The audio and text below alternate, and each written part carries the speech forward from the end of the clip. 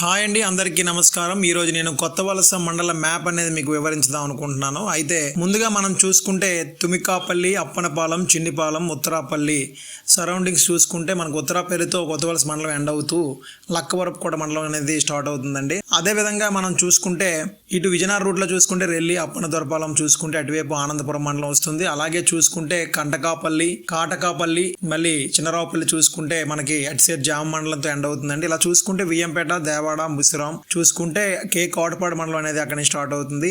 అదే విధంగా గేట్ లోపల నుంచి చూసుకుంటే గొల్లలపాలెం, చీడు వలస, ఈ రామలింగాపురం ద్వారా వెళ్ళినా సరే మన కోటపాడు మండలం అనేది ఆ రూట్లో వెళ్తుందండి.